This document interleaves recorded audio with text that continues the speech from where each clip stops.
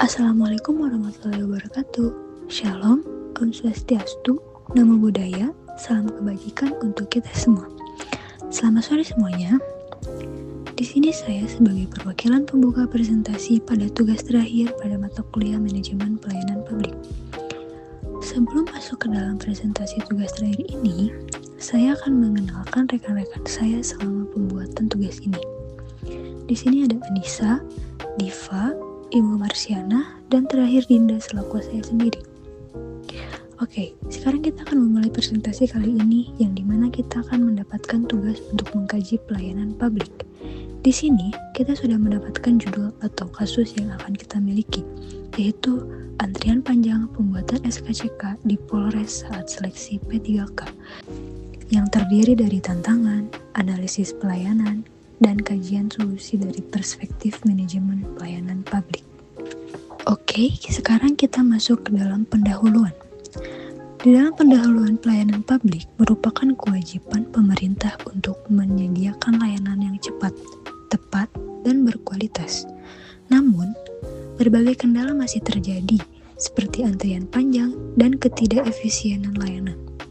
Contoh kasus yang menonjol adalah antrian pembuatan SKCK menjelang seleksi P3K. Meskipun Polri telah menerapkan aplikasi presisi, lonjakan pemohon menyebabkan sistem tidak mampu bekerja optimal. Kasus ini menunjukkan perlunya penguatan manajemen, kapasitas, dan digitalisasi pelayanan agar layanan tetap berjalan efektif di tengah tingginya permintaan. Untuk memahami persoalan secara menyeluruh, mari kita lihat permasalahan yang terjadi di lapangan. Permasalahan yang terjadi menjelang pendaftaran seleksi P3K, ribuan masyarakat membuat SKCK sebagai syarat administrasi.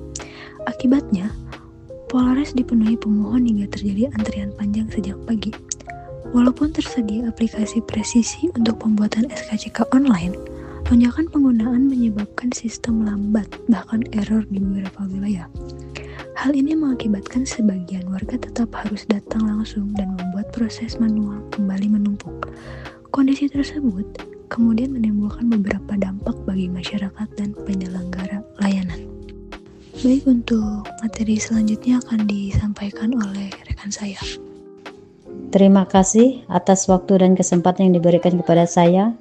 Perkenalkan, saya Marsiana Nopi dari kelompok 3 akan membacakan dampak dari antrian panjang pembuatan SKCK saat seleksi P3K. Dampak yang pertama, pemohon harus menunggu dalam waktu lama. Yang kedua, petugas kewalahan menghadapi pemohon yang melebihi kapasitas. Yang ketiga, citra pelayanan publik menurun karena dianggap tidak efisien. Dampak ini menunjukkan bahwa kualitas pelayanan perlu dianalisis dengan pendekatan yang lebih sistematis. Untuk itu, kita gunakan teori sirkual dalam menganalisis kualitas layanan. Analisis sirkual. Keadaan sistem digital kurang stabil saat lonjakan pemohon, daya tangkap, penanganan lonjakan belum cepat dan terstruktur. Sarana dan prasarana, fasilitas pelayanan belum siap menghadapi volume besar. Jaminannya, informasi layanan belum konsisten dan membuat masyarakat ragu. Kepedulian, belum ada mekanisme prioritas bagi yang membutuhkan layanan mendesak. Berdasarkan sirkual, kualitas pelayanan SKCK masih belum memenuhi standar pelayanan publik yang ideal. Terima kasih. Oke, baik, saya Anissa akan menjelaskan tentang landasan teori. Yang pertama ada public value. Pelayanan publik harus menciptakan nilai bagi masyarakat. Dalam konteks SKCK, inovasi Scott diharapkan menghadirkan manfaat nyata melalui layanan yang lebih cepat, efisien, dan bebas antri. Yang kedua ada New Public Service atau NPS. Pelayanan harus berorientasi pada warga negara, bukan sekadar efisiensi birokrasi. Scott mencerminkan prinsip ini melalui akses layanan yang mudah, fitur umpan balik, dan perhatian pada kelompok rentan. Kedua teori tersebut menegaskan bahwa peningkatan layanan SKCK harus memperhatikan aspek teknologi dan kebutuhan masyarakat. Karena itu diperlukan inovasi sebagai solusi. Selanjutnya saya akan menjelaskan inovasi. Inovasi SKCK online terpadu atau SKOT. Antrian panjang menunjukkan bahwa digitalisasi saat ini belum berjalan optimal. Untuk itu diperlukan inovasi pelayanan yang lebih komprehensif. SKOT atau SKCK online terpadu diusulkan untuk menyatukan layanan digital dalam satu sistem terpadu, sehingga tidak ada lagi pemisahan antara proses manual dan juga online. Inovasi ini menekankan pentingnya manajemen kapasitas, koordinasi antar instansi, dan peningkatan pengalaman pengguna. Baik, untuk penjelasan berikutnya akan dilanjutkan oleh rekan saya.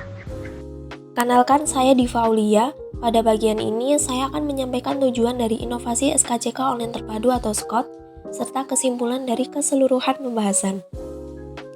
Tujuan dari inovasi SKOT ini adalah meminimalkan antrian fisik melalui pemesanan dan verifikasi secara online, kemudian mengoptimalkan koordinasi antara Polri, BKN, dan Kemenpan RB agar pelayanan bisa berjalan lebih sinkron, serta meningkatkan kepercayaan publik melalui layanan yang lebih cepat, aman, dan transparan. Dengan adanya inovasi ini, diharapkan pelayanan SKCK dapat menjadi lebih modern dan responsif. Secara keseluruhan, antrian panjang yang terjadi menjelang seleksi P3K menunjukkan bahwa digitalisasi layanan publik masih memiliki tantangan, terutama ketika permintaan meningkat. Dari analisis Circle, teori public value, dan new public service terlihat bahwa perbaikan perlu dilakukan pada aspek sistem, kapasitas, fasilitas, dan koordinasi. SKCK online terpadu atau SKOT menjadi solusi yang ditawarkan agar pelayanan SKCK lebih efisien, terintegrasi, dan lebih adaptif terhadap kebutuhan masyarakat. Sekian presentasi dari kelompok kami. Terima kasih banyak atas perhatian dan waktu yang diberikan. Apabila dalam penyampaian ini masih terdapat kekurangan, kami mohon maaf. Terima kasih.